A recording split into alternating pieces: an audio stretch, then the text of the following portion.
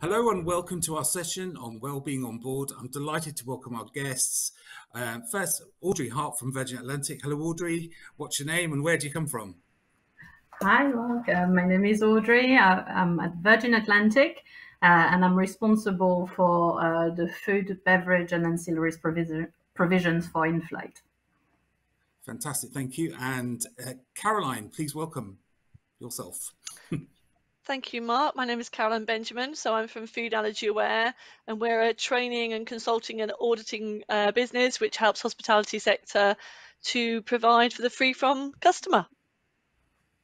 And by no means least, Julianne. Hello.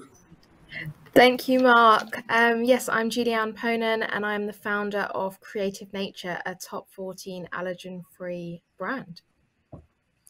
Super. So we get to know each other a little bit better. I've pre-sent a set of questions to each of you. So I'm going to start, if I may, with Audrey, and perhaps you could tell us a little bit more about what you do at Virgin. Yeah, absolutely. So as I've just mentioned, I'm responsible for the development and delivery of in-flight services, which include food services, beverage services, as well as ancillary services such as duty-free retail, etc., etc. And my team look after the entire network that we fly. So they work with global caterers. They work very closely with our ground partners in clubhouses as well, working with the teams to ensure that we have a connected experience from ground to air in all our lounges and in flight. And they're also responsible for all the classes from upper class to premium to economy. So it's quite a vast remit, and they're a marvelous bunch to work with. That's fantastic. Thank you. And how's it been throughout COVID? How have you been managing? We often refer to it as a roller coaster, and I think we're not the only one to have said that. So it's been an interesting period of time, a difficult one at best, but with that we've had the opportunity for time for reflection, like many businesses have done, and I feel like we've hopefully come back stronger. We're not quite yet out of the woods, of course, because it's on such a scale that it has affected us in many different ways and continues to do so on a global level with various advices of travel, etc. That continues to be so. However, for our in-flight offering, right from the point that we resumed passenger services last July, we ensured that we came back with something we were still proud of, although it was more limited at the time, and in a continuous improvement methodology, month on month, I've continued to improve the offering. So today's product is not too dissimilar to what it used to be pre-COVID, delivered in a different way, being very mindful of COVID health and safety measures, but nonetheless something that we're very proud of. That's brilliant.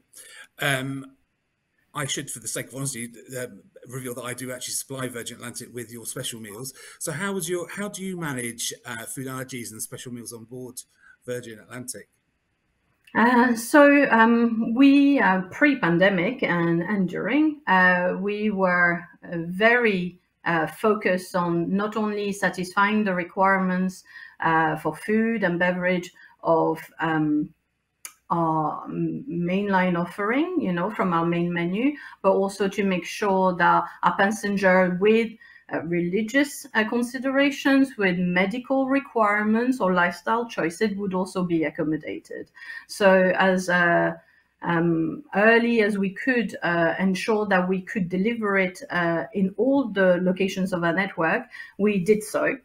Quite early on in the pandemic, actually, when we returned to passenger services, and we've continued to do so ever since. So we've had a full provision of all of our special meals in whatever category they sit across all of our network, across all services that we deliver, first and second. So that was.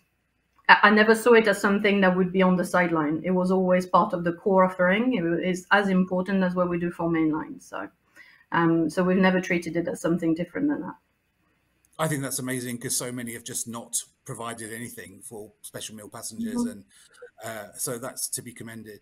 Do you think passenger expectation has changed post-COVID?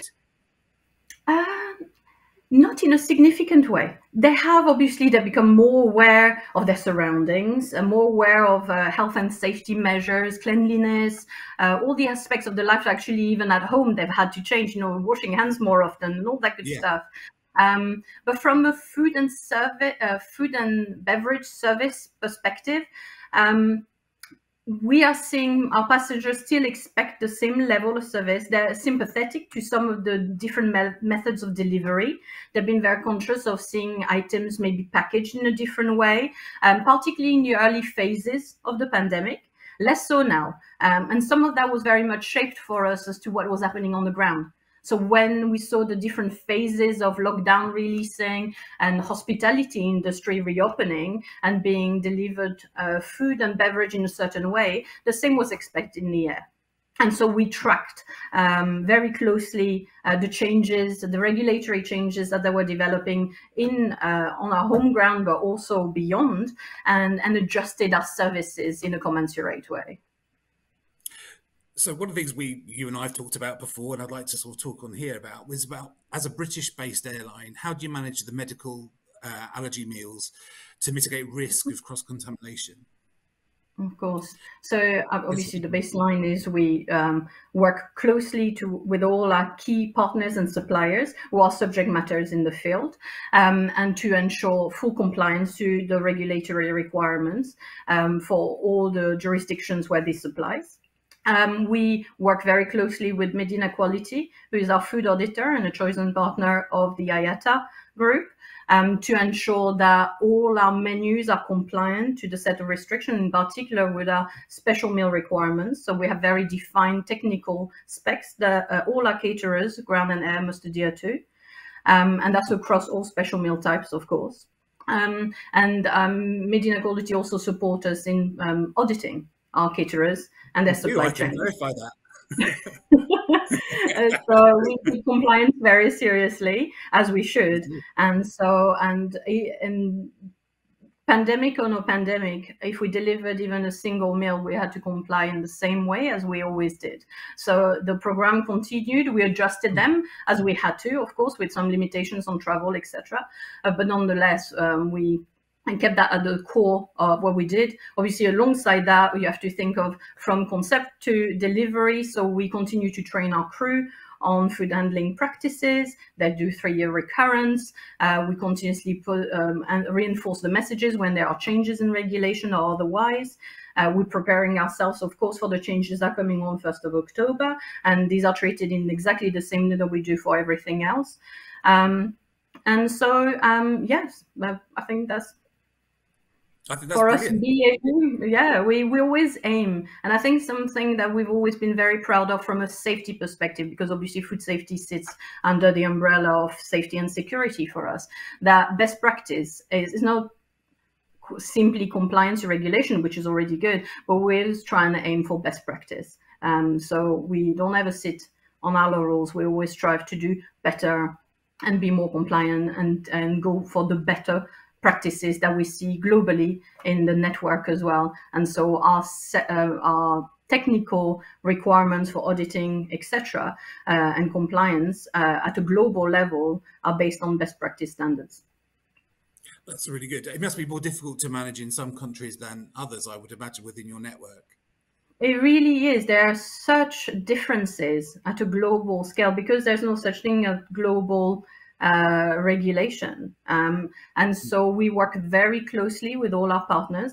Some of, particularly when we start up some stations and work with new partners in new regions where they haven't had to work in that way with best practice guidance coming from different jurisdictions. It's a real education exercise.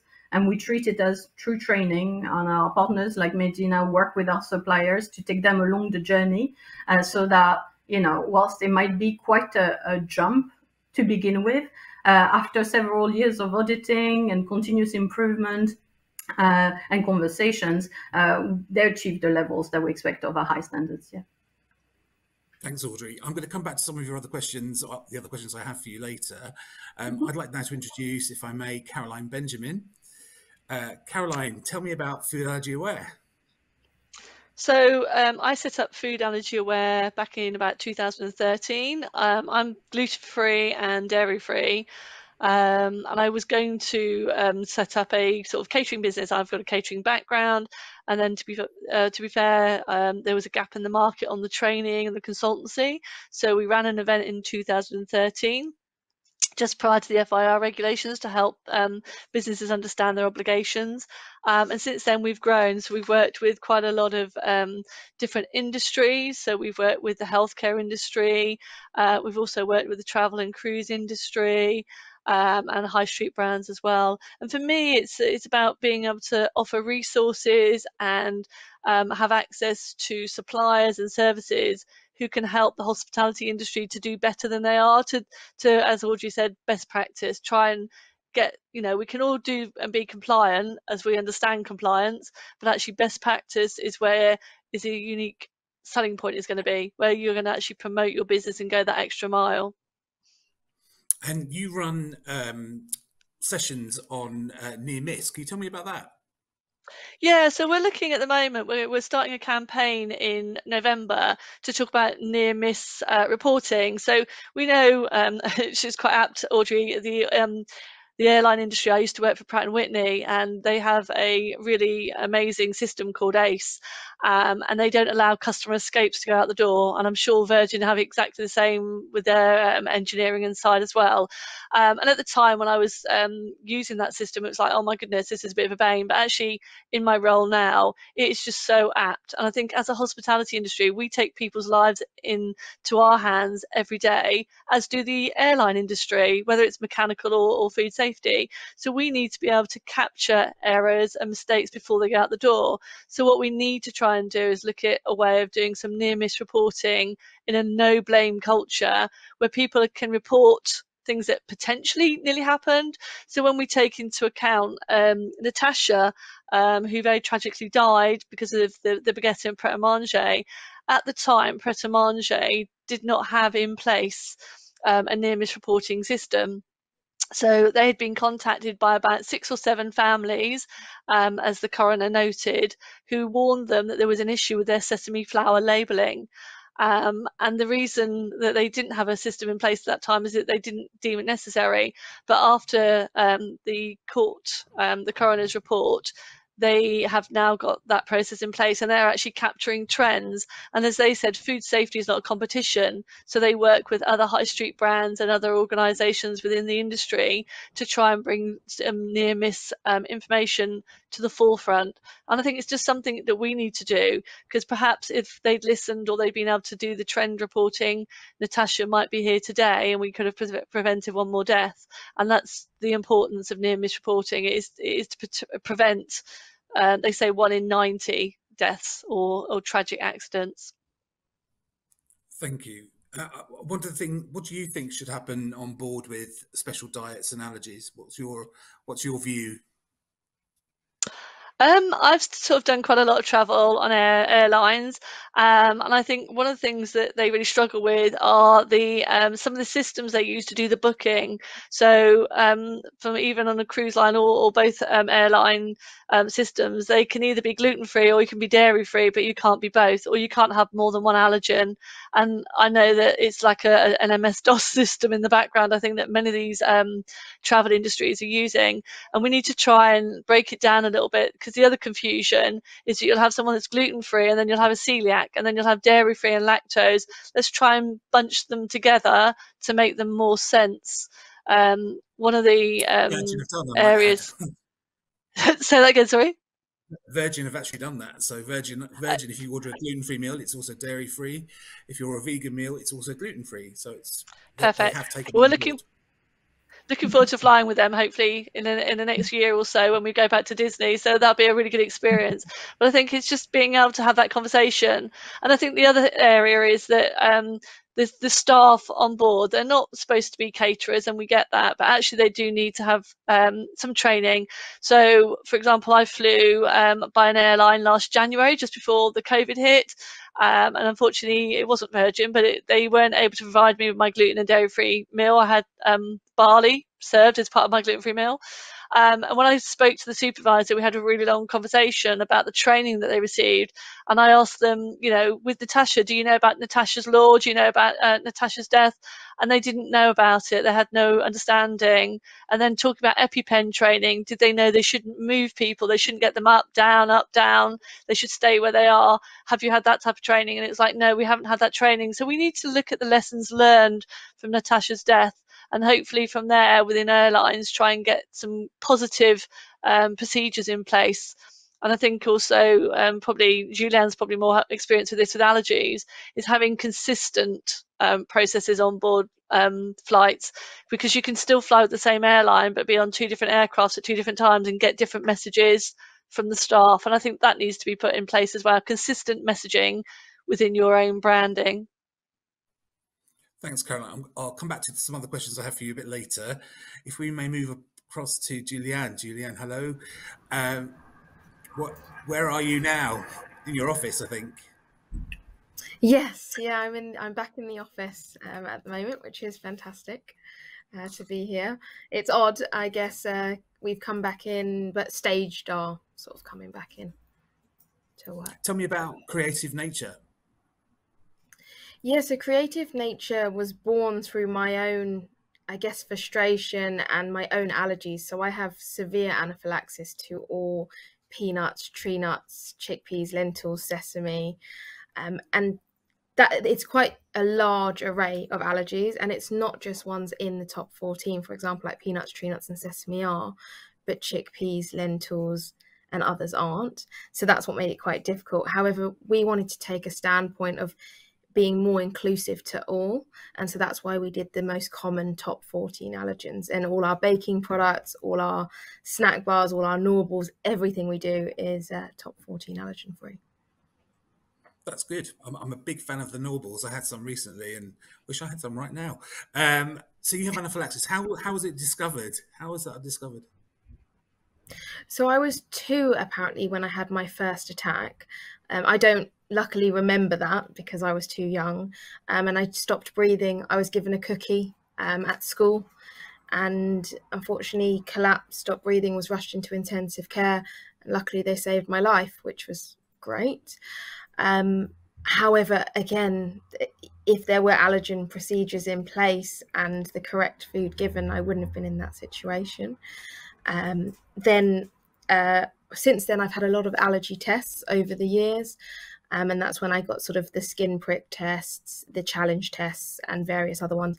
And I did actually grow out of a dairy allergy, but unfortunately, majority of the rest either have got worse or stayed the same.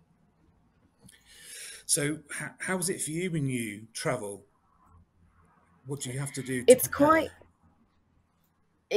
difficult, to be completely honest, to travel with allergies, and it's not a choice. I think that is the key part. When you have an allergy, it's a need for you to eat safe food.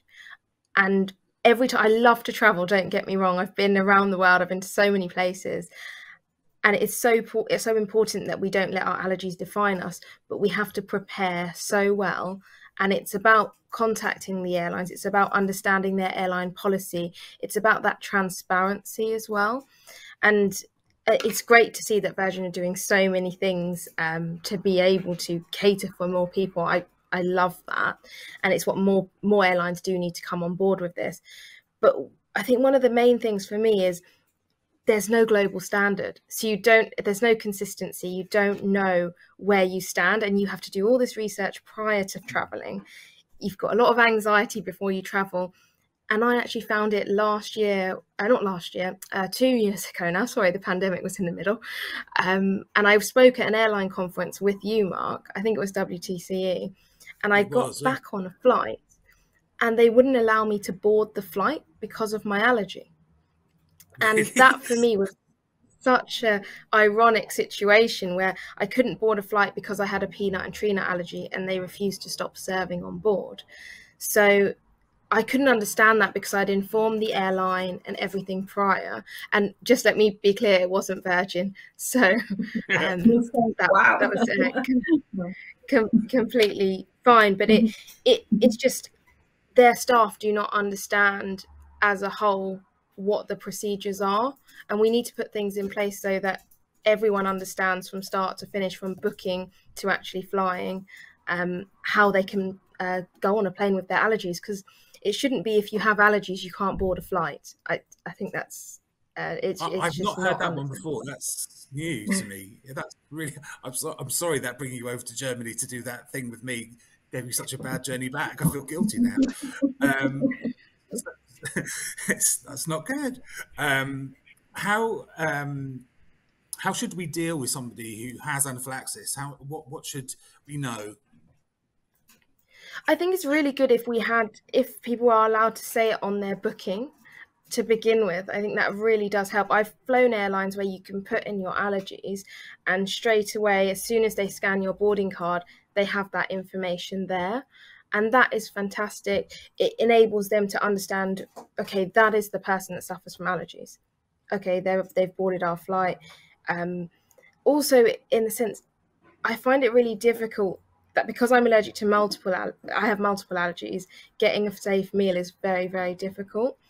However, my thing to airlines is, why can't we put in place something that is top 14 allergen free, that gives someone the option to buy it or the option to consume it? Because at the moment, it's sort of, a person who doesn't have allergies could eat that product as well as a person with allergies.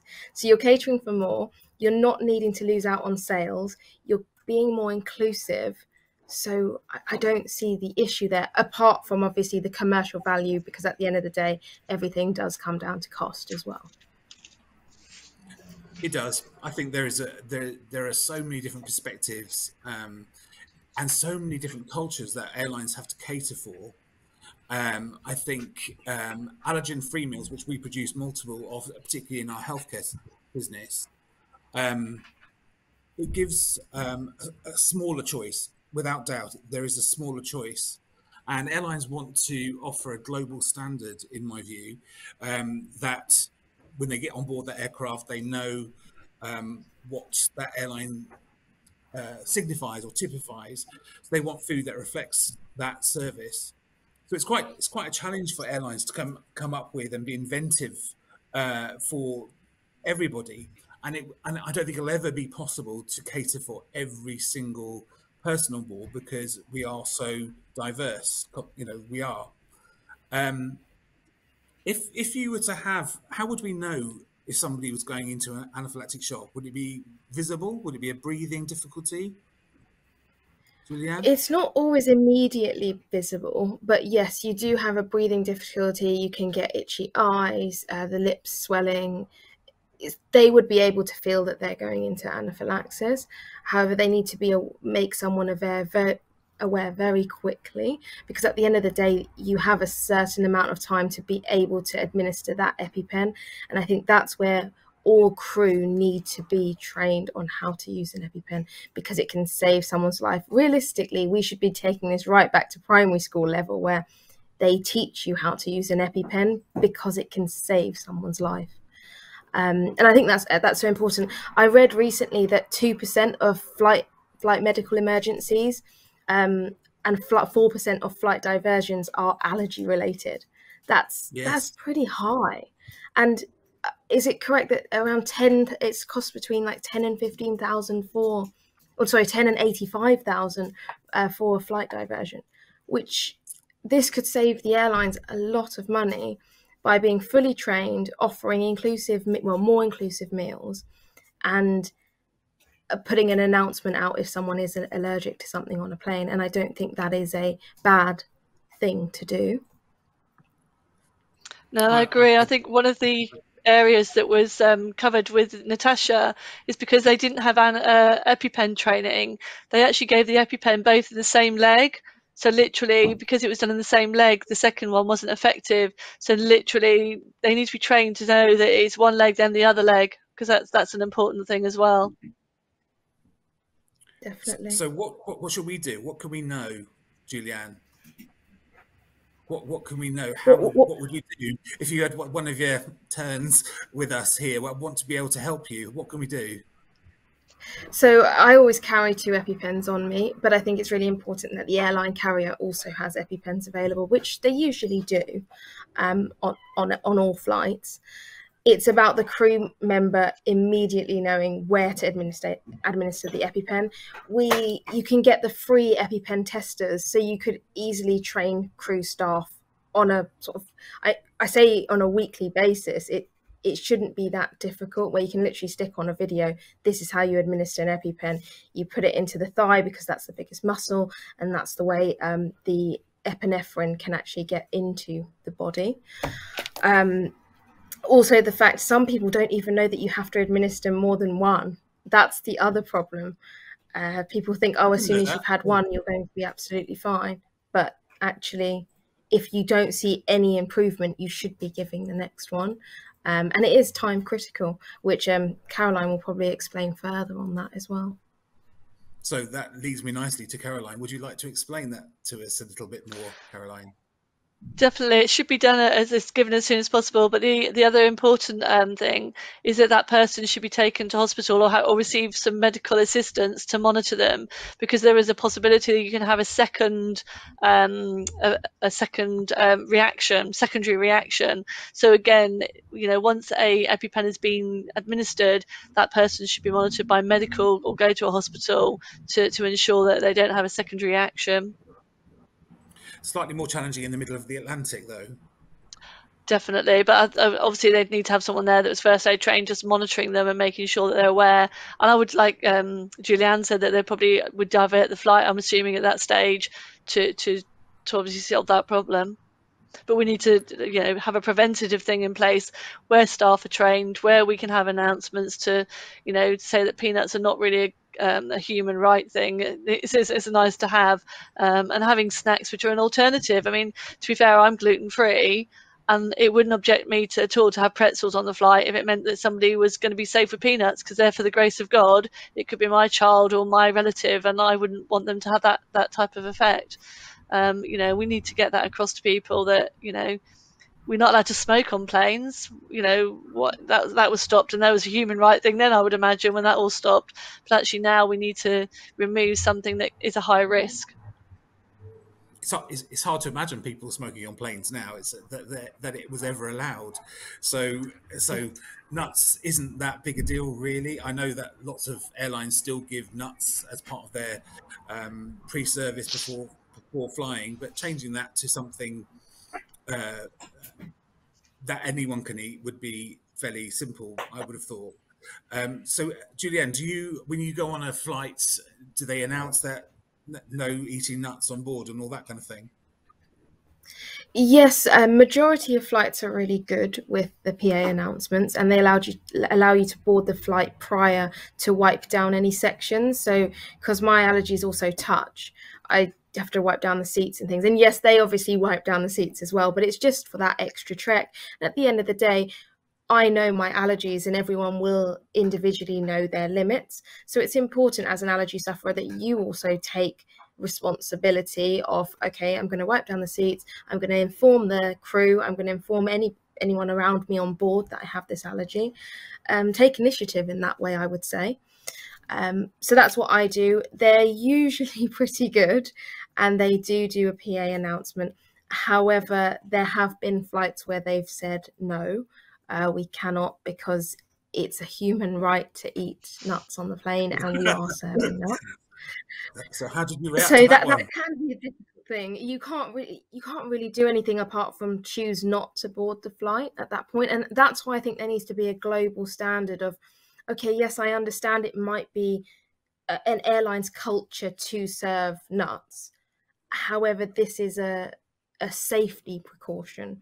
It's not taking away water where you need to survive with it. It's taking away something that we could all do without for 12 hours, I'm sure. And I'm sure if we educated people enough, even having a video at the front when they do the seatbelt video, saying something at that point, we have on board someone that suffers from a nut allergy. Could you please refrain from eating nuts? I don't see why that would be a problem. I think, Julianne, you're right. It's communication. Communication is a key thing, and I've sort of seen stories on LinkedIn, etc., where you know, where you approach somebody within an airline and they've rolled an eyes or they've like sniggered or whatever. Maybe that's a nervous snigger. But I think we need to learn or teach communication as a key area, because it's so key, and the way that you manage the food allergy customer to release or reduce the anxiety, because like for you were saying, the anxiety can be quite high. Definitely. I think that's what people don't understand always, the person behind the allergy that has to deal with actually getting on that plane and trusting an airline, because you trust them to take you from A to B safely, but then you also trust them to give you the right food. And that's why brands like yourself, Mark, brands like mine have come into play, where we can actually guarantee things are safe for the consumer. And that's what we do, and that's why we specialize in it. I mean, selfishly, for me, it started because I'm celiac, and obviously I own a restaurant, and my business partner said to me, there's no point you owning a restaurant, you can't eat in yourself. And exactly. So that's how that came about. And then I was, at the time I was with Allergy, I was culinary director for that company. And one of my clients said, oh, you own that gluten-free restaurant, don't you? Would you consider doing gluten-free meals on board? And that's how it sort of happened. And it was from a need, and it has progressed somewhat since then. And we now do healthcare, retail, and travel. It is a general problem, isn't it? When you go out to eat in restaurants, I'm sure you have the same experience as I do. You have to you are placing your trust in those people to know and be educated enough to give you something safe to eat. So we are placing our trust in these people, and I think it is incredibly difficult to manage those medical allergy meals. Perhaps more so than perhaps some of the religious ones. It is more difficult because they have limited space on board. They have it is a challenge to ensure that they are doing the allergens in the right order. Should they be doing them, giving passengers the ones with the medical allergies first, which they mostly do on board, I think you'll find, but are they doing the ones that cause anaphylaxis first, then followed by the gluten-free, and then followed by the religious, and then followed by the regular passenger meals? It is quite a minefield, and everybody has different rules. IATA, who set up the codes that are used throughout the aviation industry and travel industry, set up the codes something like 33 years ago. I actually wrote to them for a statement today to give to us on what the plans are for IATA, and actually haven't had much back. They are actually engaging at the moment to look at re-governing those things, because the standards are different throughout the world, and they entrust companies like Medina, who Virgin use, to audit their processes and make sure they're doing the right thing globally. But the standards are so different. In my own experience with dealing with we've dealt with over 100 airlines with my previous company, and it's where they fly into where they have the most challenges, where they have very limited flight kitchen facilities. They're having to make the special meals in the same kitchen as they are doing the regular meals, which they just we all know is not really the right thing to be doing. So it is really challenging for them. How do you please everyone? So I'll open up to you, Caroline. What's your view? I think it's a bit of a difficult way, because obviously we're talking about wastage as well, and sustainability, and how do we provide meals. I think, I was sort of thinking about one of the sort of questions you asked, and it was like, how do we do that? Well, we have to try and make the ordering process maybe a little bit easier, or maybe they don't have it on board the plane, but maybe we have a vending machine which has ambient type meals within the airport in the lounges, so that basically you're walking through and then you can pick up one of those meals and know that it could be heated up on the plane. To keep you safe. It's a sealed meal, it's got all the ingredients on it, it's got all the allergens, etc. But it is very difficult. I think the flight that I went to last January was coming out of a Middle Eastern country, and like you were saying, it's all very well from this end because we know what we're doing, we have the regulations, but from the other end, they don't have the same EU regulations, and they work from different standards, you know, and trying to contact people is quite difficult. I think the other thing that I would personally recommend is that each airline should have a dedicated page with regard to their catering to a certain degree, and also the allergen information or an allergen page, where if somebody has got an allergen, they can actually email them. And I know, you know, we get people that we're going to have faddy diets, and you're like, you know, you have to weed between, you know, the lines as to which ones that you know are anxious because of that, their allergens. I think, you know, having someone that they can contact, an email address, not necessarily a phone number, because I know that it's quite difficult manning phones, but having somebody there that you can email to get some reassurance. I mean, just with some of the things that I see is, you know, am I allowed to take an extra bag of food on board the plane with me when I fly, you know, or can I take my medical information or medical equipment or EpiPens and traveling and that type of thing. So having a dedicated page for that airline for someone to contact, yes, and having a Q&A there as well, but having something that people can contact is really going to be a benefit. So having that, you know, best practice, like Audrey was saying, being that airline, because then I would fly with Virgin because I know that Virgin are going to allow me to contact them. They're going to provide me with a meal which is gluten and dairy free, and there's somebody that I can talk to say I can take an extra bag of food with me on holiday when I go away. I mean, you don't necessarily need it on the way back, but it's just those sort of added bonuses that are going to make you a unique selling point for me. I think that's really a to approach this. It is a really good way to approach it. It's interesting that you would. Sorry, we're breaking up. Apologies. I was just going to say it's very interesting that you're mentioning this, because that's we recognize that the importance of communication, because it's a very complex framework, especially on the global scales, as we know, and there's not the same set of requirements from one jurisdiction to the next.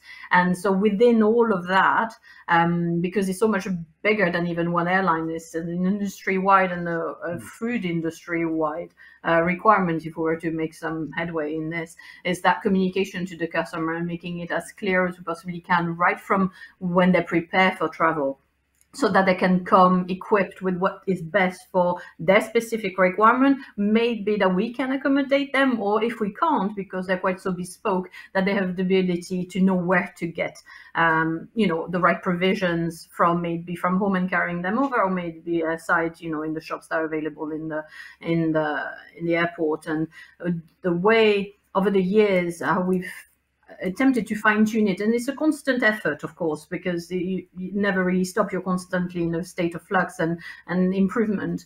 But we have a forum that calls together all the key stakeholders that have potential touch point with the customer in regards to, for example, special meals and allergen.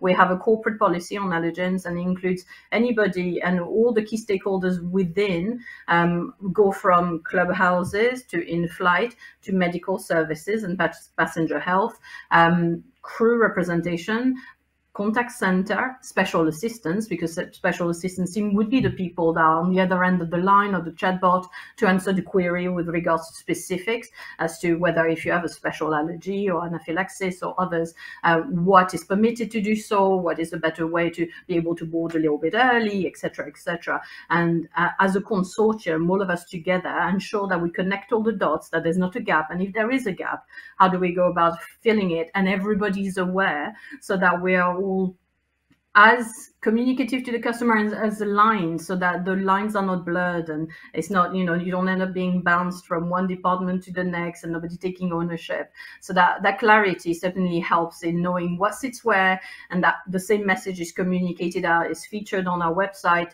is featured in the training documents that go to contact center, to crew, etc. And it's one uniform message coming from all the collective that are responsible for delivering the many parts of it. So that's amazing. It'd be really good to have the corporate policy on the website as well. So if you've got a policy, then publish it so that people like Julianne can see what your policy is, so that she knows when she flies. That's really useful. Sorry, Mark. I hope other airlines follow suit, really. I think so many through this pandemic have used it as a get out of jail card to not provide anything. In fact, I think, Caroline, you were telling me about a flight you took. Was it just before this where you got an apple for your lovely long flight, wasn't it, or something like that? Well, I think I've seen sort of a few where people have been in first class and just got a banana, but my flight that I did last January, I carried rice with me, the pockets of rice that you can heat up, and I took some little tubs of tuna. So fortunately, on the meal back, from coming back from where I was, I actually managed to get something, because they heated up the rice for me, and they heated up, well, I had cold tuna, but I managed to have something. But I think, you know, we shouldn't have to carry stuff, but we do, because we know that we have to take those precautions. But I think it's just if you make people aware of what your procedures and policies are, we can decide whether we want to go and fly with you or fly with somebody else who have different policies, and that's your unique selling point. Can I ask a question to everyone? Would you choose an airline based on knowing that their special meals were safe to eat? 100%. I mean, I've even deliberately paid around £75 more on just a short flight, just because of their new nut-free policy. You're at the end of the day, you're asking how much my life costs to me. That's what you're doing. And as a family, so for example, my mum and dad, when they used to take us abroad, it was literally which hotel's the safest, which airline can we fly with, how can we do that, and that's what it was all about. Yes, there will be a cutoff point on the cost, and I completely get that. Like, commercially, things have to work. I remember flying Virgin, and the Wonderwall is absolutely amazing. Like, that was such a drawing point for me as a child. However, going there not having anything was not great. However, my brother and sister loved it. Like, they were like, "Mum, we can get this, and it's fantastic. This isn't something we don't get on other flights," and the experience was great. And that's what I think is fantastic.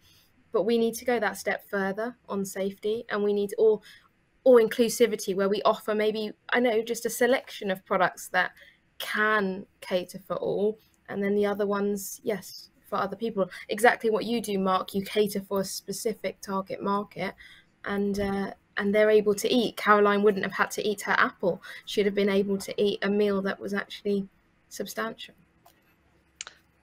Definitely. And, you know, I think just having sort of paying a little bit extra is what we would do. I mean, I travelled to Washington actually on Virgin, and we travelled premium economy. And the nice thing was all the little snacks that were there, and there was so many snacks there that I could actually eat some of the little packets. And the air hostess was giving me all these little packets of sweets and just giving them to me before anybody else was around, because she knew I couldn't have some of the other bits. But one of the other things that is quite nice is the treats. So when we've flown to Disney before, and you know, you're on a 7-hour, 8-hour flight, and you want to have some of the nice things as well. So my son probably was about 15 or 16 at the time, but he got used to not having an ice cream when everyone else had an ice cream when the movie's on, or there was an afternoon tea and not having a cake. But, you know, kids do know, they notice that actually they've been left out, and actually, you know, just having a few pre-packed things on board is going to enhance that journey for that family, and make sure they fly with you next time is a benefit. So it's yes, it's the meals, and we know the meals are really important, but sometimes the treats, they're the added bonuses, aren't they? If you can have a treat, it's like, wow, that's like, yeah, great. We will like a treat, Caroline. So if you were an airline, how would you tackle it? What about Julianne, for you?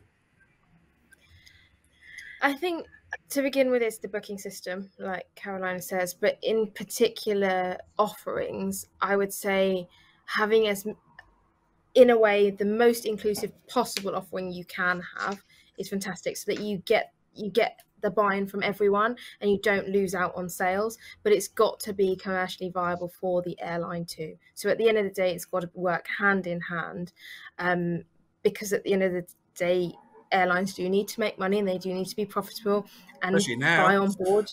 Exactly, through COVID, it matters, but there's got to be a middle solution where you can cater for people. Apologies for this. There's an alarm going off. Yeah, so there's got to be a middle ground solution where you can cater for people for the safety environment, but also have something on board that they just could have as a side thing. Like, they maybe not a full meal, but could you offer a snack offering, or a, I don't know, like you mentioned at the airport, could we have something at the airport where you can pick something up? But safety is the utmost importance, and training that crew, because there's been countless times I've been on an airline where the crew have said, don't worry, you'll be absolutely fine with this. And in my head, that is kind of the worst thing they can say to me, when they're going, don't worry, you'll be absolutely fine, but we don't know what's in there. Okay. That's when I get scared, and that's when you start questioning, because it is really hard to label absolutely everything on board, but we've got to get into a situation where Natasha's Law is coming in October, and every single packet is going to be labeled. So if you can get a product that's top 14 free, that's the easiest and best solution, and cheapest, because you don't have to list the amount of allergens, especially with the sources. And those are the things that are the biggest worry, I think. Yes. I'm not sure if you saw the boy that lost his life in Byron Burger, and that was due to a source. Everything was relayed back. They understood his allergies. However, it wasn't relayed back to the chef, and the source contained the allergy, and it wasn't listed on the menu, and unfortunately he died. And these are the things that unfortunately we have to correct and we have to deal with. It is a challenge for airlines, and I want to ask Audrey, we've talked about it recently, where if a passenger wants to look at the ingredients on the menu, how do they do that? So we carry is listed, but yeah, so that's depending on both the class of travel and the services. We have either some products that are already retail packaged and carry the full allergen information and ingredients list, of course, maybe from the hot entrees, because they come from a supplier like yourself, Mark, that labels everything right there and there, and it keeps everything away from cross-contamination and any other risks, or maybe because it's a retail product, like some of our desserts, etc., which carries all the information you'd expect to see if you picked it up from your supermarket, etc. When the food items are not packaged, so it's presented to the customer already plated, like you would have in a restaurant, we carry allergen guides. So we have reference documents, and in our menus it stipulates, if you have any questions about the allergens, please talk to a member of cabin crew, and the cabin crew will go and get the allergen guide references that are available for all classes, special meals, as well as for their own food. So because you have to remember, even our cabin crew and flight crew also receive meals from us, so we're compliant irrespective of who the customer is to us, maybe the flying customer or the operating crew, and they'll provide the guide that carries the information for those items non-packaged, the information that will be relating to all the allergens of that regulation. Obviously, so how does that work with? So how does that work with allergens that aren't in the top 14? So do you just declare all the ingredients in the allergen? How does that work? So we declare, so the allergen guide is a declaration of the declarable allergens, so the top 14 out of the UK, yeah. And we apply that out of the US as well with our, so we've taken it further with our, although in the US the regulation requires 8 allergens to be declared, but through working with our supply chains we're able to declare all 14 to be in parity with the EU. But we are, because of the supply chains, because of the environments they produce in, we don't have the ability to provide full technical spec sheets of every single recipe and every single meal. So we do declare allergens as is required of us, but we can't provide the full recipe books with all the ingredients for unpackaged food, of course. It's different for when it's packaged because everything is covered. For the special meals, I might add, everything is listed, all ingredients on every single thing we supply. So they do, that is there for the passenger to see. which I think the people who are ordering a special meal are doing it for a reason, and therefore they've got all the information right in front of them before they put it in their mouths, to make an informed decision about what they're doing. And that's the point, I think. The point is that as a passenger, you want to be able to make an informed choice about what it is you put in your mouth, but you need to know that that information is accurate. And that's what we rely on airlines to do, which Virgin absolutely are. Caroline, has your experience varied quite a bit with the airlines you've worked with? I think there's a very grey area, I think, with the labelling, with Natasha's law, etc., with airlines and that type of thing. Because, for example, when I flew last year, there was a bread roll which said it was gluten-free, but it didn't tell me anything else about any of the other allergens. There was a little pot of dessert which didn't really have any ingredients on it. I think it said it was gluten-free, although they said it was dairy-free, and I wasn't completely convinced because it looked very creamy. And then also with the meals that you're serving with the lids on them, to a certain degree, that would be classed as pre-packed for direct sale, but then the lids are taken off them, so they're not pre-ordered, but they're there. So there's sort of a grey area as to how they're going to be labelled with the pre-pack for direct sale, and maybe Audrey can clarify what information she's been given. But I was sort of on a webinar the other day, and somebody highlighted that small pots of sauces or products with takeaways should be labelled with all the ingredients. But if they're less than 10 centimetres squared, then they can just label them with the contains for the allergens. However, a full list of the ingredients needs to be made available.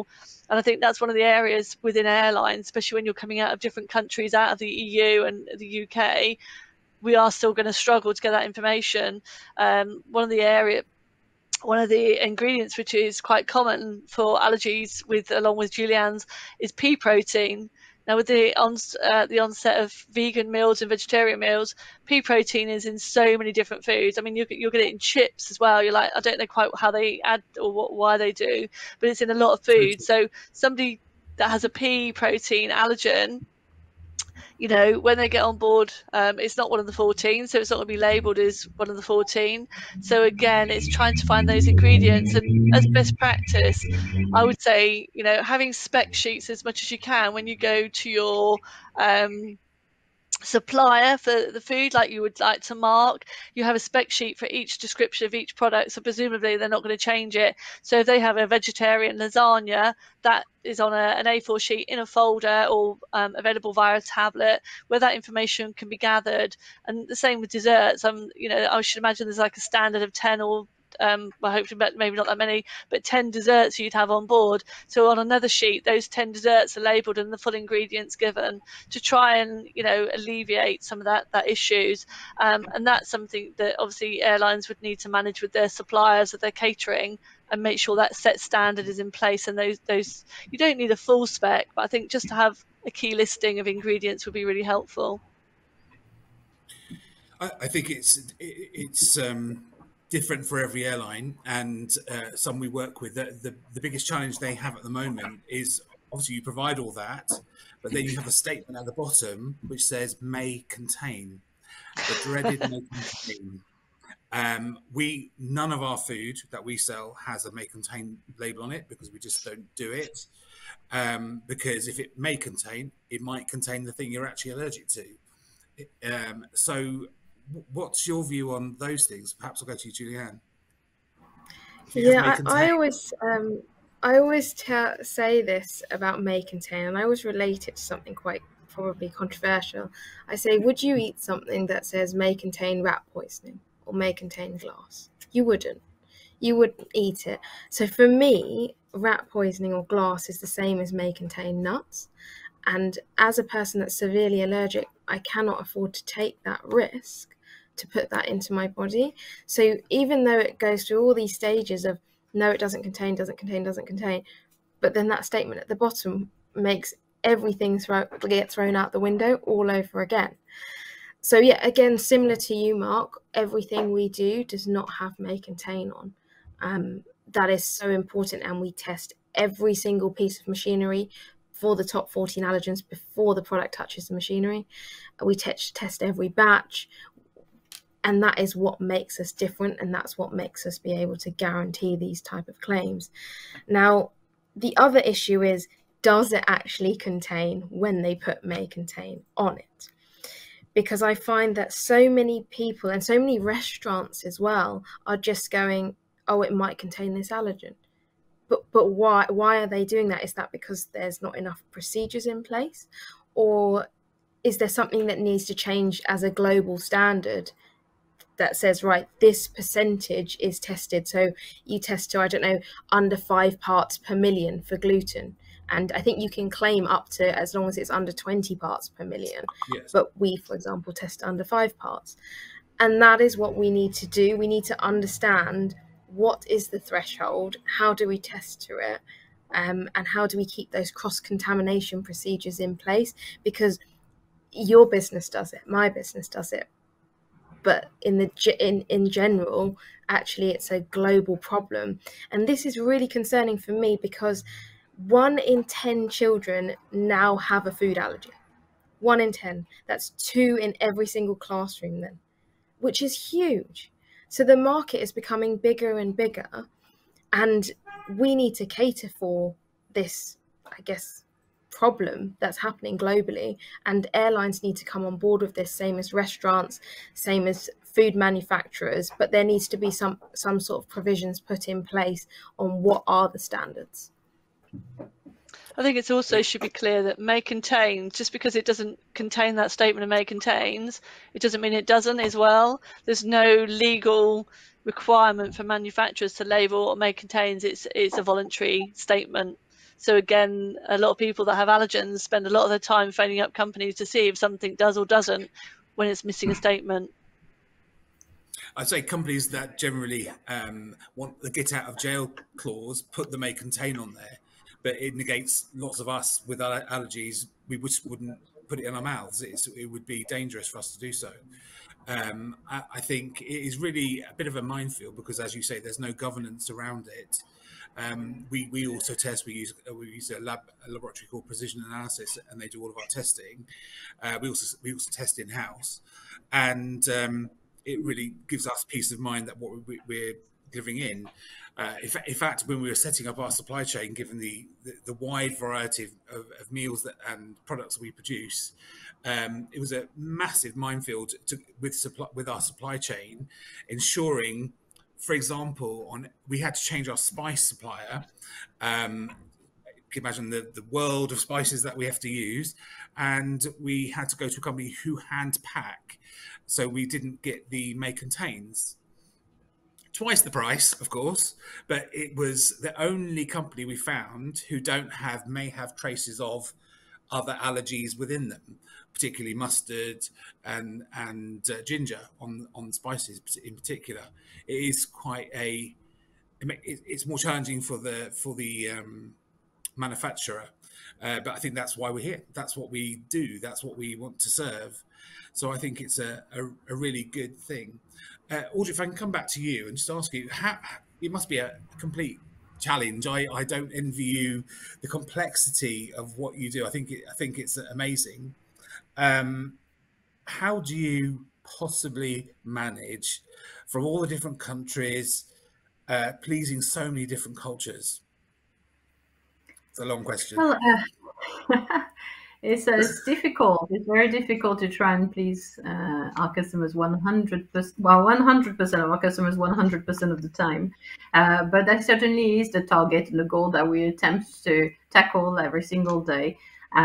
Sometimes when it comes to the special meals that are more religious-based or lifestyle-based, we have the ability to infuse our menu with culturally sensitive meal options, which naturally lend themselves to it. So we always have the choice of Western-based dishes and regionally inspired dishes.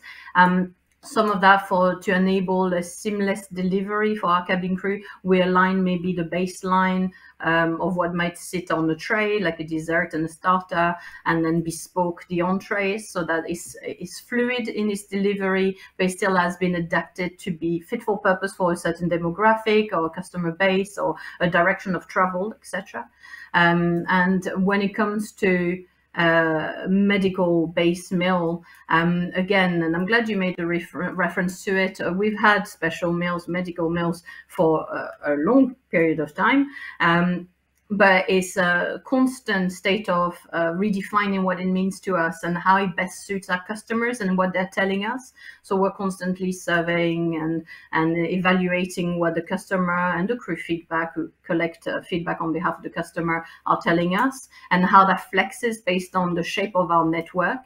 And we recognize, I mean, sometimes pooling meals together comes doing a disservice because it makes the offer less personalized and customized, but sometimes it yields benefits. In the case that Caroline mentioned, where gluten-friendly and low lactose are not together and we can only accommodate one, actually being able to pull them together, because that's the generic feedback we were starting to accumulate, has enabled us, driven by the data, driven by the customer feedback, in actually setting a new brief. And that's what we did together last year, and has been rolled out ever since, is pulling together our medical requirements and finding a one size fits all, but that it delivers both on quality and taste and palate, but also is fit for purpose for a number of medical requirements, which enables us to then satisfy when there's multiple requirements, being able to satisfy it, whilst having also an efficiency of the process for our supply chain, having one set, mitigating somehow risks as well, because having less complexity in the specs they have to manage for ad hoc meals, having one tech spec and one meal to deliver for multiple special meal codes has yielded some good returns, actually. And because it was crafted with flair and with attention, with care, it's not the lowest common denominator with no taste and no flavor. It's a great meal that's on par with mainline, but also delivers on the safety promises that we have on the special meal side. So we never stop. We're always looking at what is the next best thing, how do we constantly improve it, and when it doesn't work, then we go back to the drawing board and start again. So there's different ways we approach trying to get as close as we can to the many requirements. Has been mentioned, we have to be sensible about it. There's always a certain limit, because we do have to look at, okay, what are the most ordered meals and what are the least ordered meals, and how do we prioritize some of the work? But we certainly never try, and if we know the customers has an expectation of us, we try and get as close to it as we possibly can. Thanks, Audrey, and thanks for the compliment there too. I appreciate it. We work hard to it. Unfortunately, we have run out of time, everyone. I really enjoyed the discussion. I've learned some stuff. There's so much more I could discuss. I would love to discuss with you, and I hope we'll have the opportunity again. Thank you all for your participation, and enjoy the rest of your day. Thank you. Thank you. Thank you. Thank you.